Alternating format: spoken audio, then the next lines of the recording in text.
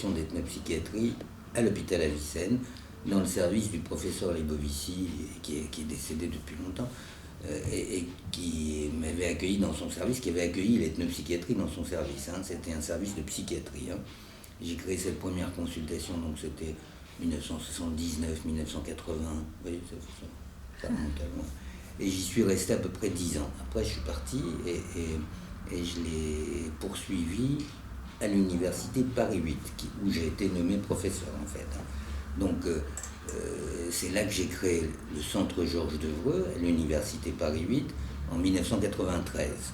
Depuis, c'est resté là pendant encore une quinzaine d'années à l'université, puis maintenant, c'est là où vous êtes, en plein Paris, et c'est là où je vous accueille. Donc, cette consultation qui, au départ, était une sorte d'expérience, en fait, puisqu'on n'avait jamais fait de consultation comme ça, c'est-à-dire un lieu où on recevait des patients étrangers, toujours, c'était toujours des patients étrangers, mais ça peut être des étrangers qui viennent d'arriver, des étrangers qui sont là depuis longtemps, ou ça peut être aussi des secondes générations, ou même parfois des troisièmes générations, des gens qui viennent avec la question de cet éloignement culturel, en fait. Et c'est cette question qui anime la consultation. Ils ne viennent pas se plaindre de ça, bien sûr, mais je veux dire, ils viennent parce qu'ils ont vu un psychiatre, un médecin, une assistante sociale qui dit « j'y comprends rien » parce qu'il a d'autres traditions, d'autres pensées, etc. Il me faut quelqu'un qui fasse l'intermédiaire, quoi. Et souvent, c'est comme ça que les gens ont été amenés. Le choix qui a été fait dans ces consultations, toujours, depuis le début, ça a été de dire « ils viennent d'un monde qui n'est pas un monde vide ». C'est un monde plein, où il y a des traditions, des pratiques, des pensées, même si ils aiment pas en parler, quoi, parce qu'ils en ont un peu honte, ils savent qu'on se moque des choses comme ça, ici en France ou dans les autres pays occidentaux, en fait, qu'on se moque de ces choses-là, donc ils gardent ça secret. Et donc il faut qu'on puisse travailler dans leur langue et à partir des pensées de leur monde. C'est ça qu'on a mis en place depuis le début. Et cette position, qui est une position épistémologique, en fait, on ne l'a jamais quittée. On a toujours gardé cette position. C'est depuis cette position que j'ai pu recueillir toutes ces données, au fond, qui sont des recueils de données in situ, dans des relations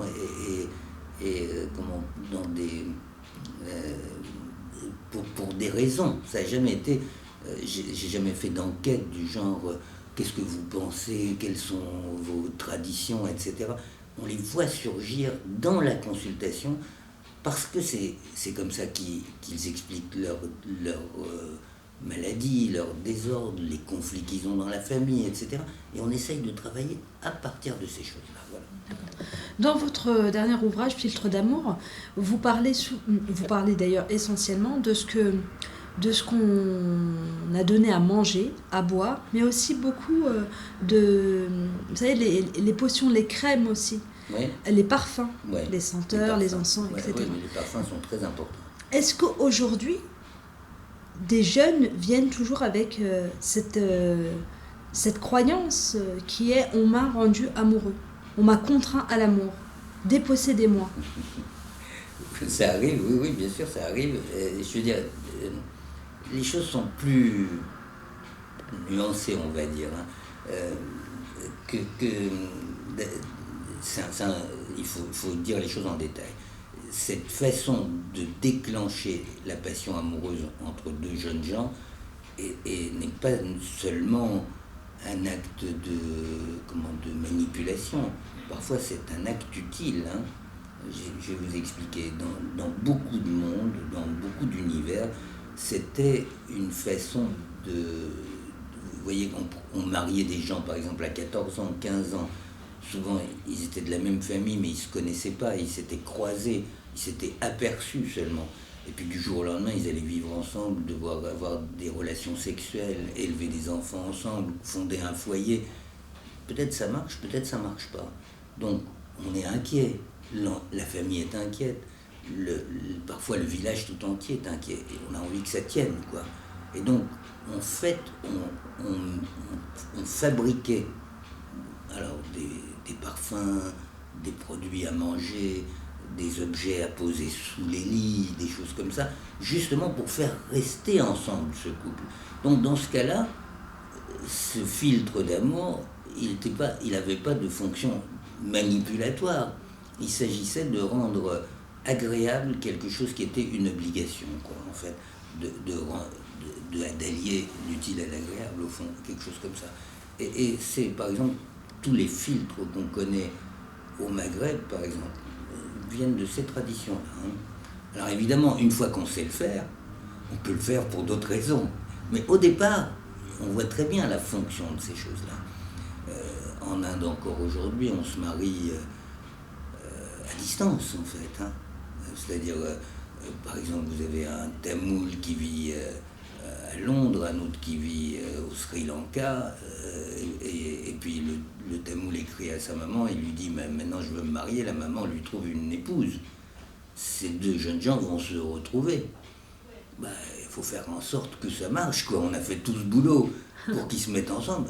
Et c'est essentiellement à ça que servaient les filtres d'amour. Ça n'avait pas une fonction uniquement de manipulation des gens. Alors ça, c'est la base, si vous voulez. Après, évidemment, il y a des utilisations qui sont des utilisations, on va dire, perverses de ces filtres. Et puis, il y a des incriminations. Alors, vous avez deux types d'incriminations. Des gens qui disent je sens que qu'on m'a fait quelque chose, je ressens une passion amoureuse pour cette personne alors que je suis marié, j'ai des enfants, j'ai pas du tout envie de quitter ma femme, etc. Des choses comme ça, oui, on en rencontre. Et ça, ce sont des choses, je veux dire, raisonnables. On peut penser, il y a deux façons de le penser. On peut dire, il n'arrive pas à assumer la séduction qu'il a subie, mais c'est une séduction de la vie normale. Ou on peut dire, c'est sérieux, et prendre au sérieux ce qu'il est en train de dire. Et puis il y a une autre série de questions qui nous arrivent aussi, et qui sont dans la douleur, quoi, dans la maladie. Hein.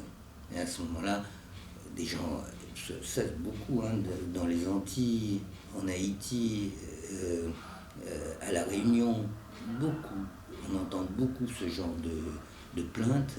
En fait, je suis malade, je me sens manipulé à distance, etc.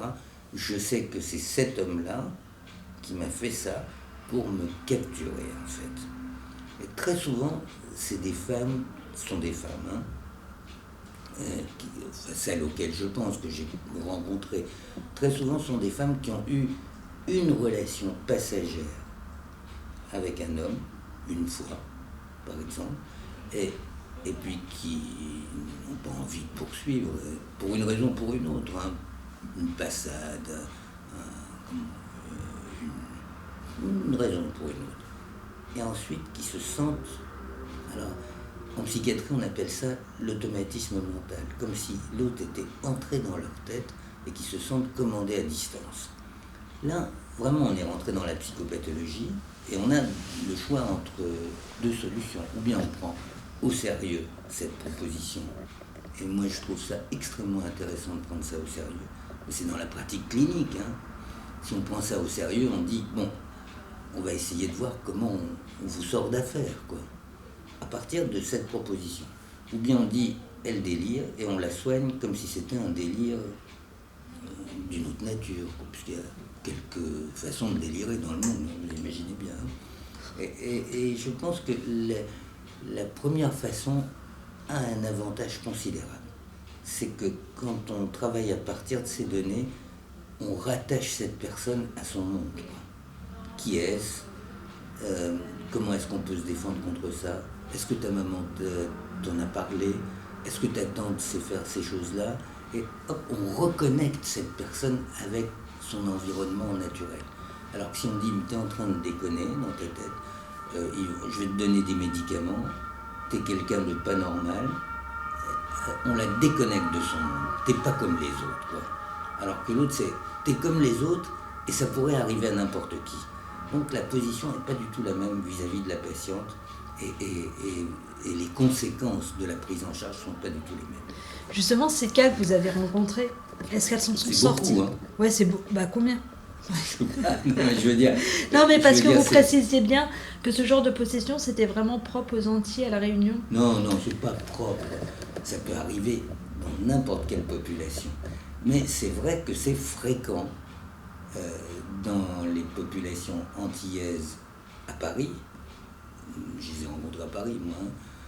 Les populations haïtiennes à Paris, c'est une souffrance, un vécu de la souffrance. Je ne sais même pas si c'est une souffrance spécifique, mais c'est un vécu, un récit de la souffrance qui est extrêmement fréquent dans ces populations. Ce n'est pas du tout spécifique, c'est fréquent. Et qu'ont-elles fait? Est-ce qu'elles sont allées voir? Toujours, elles sont toujours allées voir des gens. Elles sont toujours allées voir des gens. Elles sont toujours allées voir des guérisseurs. Elles sont quasi dans 100%, 99% des cas, elles sont allées dans une église évangélique, pour demander à être libérées de cette capture, de cette souffrance. Elles ont nécessairement fait tout ce parcours. Et quand elles arrivent, souvent, c'est dans ce voyage thérapeutique où elles sont allées voir des guérisseurs, elles sont allées dans les églises, elles ont vu des psychiatres, et puis moi je suis un élément dans un voyage thérapeutique comme ça.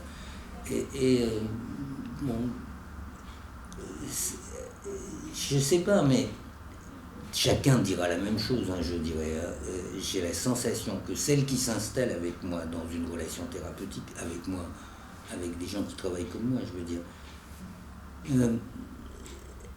trouve intérêt au fait qu'on ne sépare pas les mondes, quoi.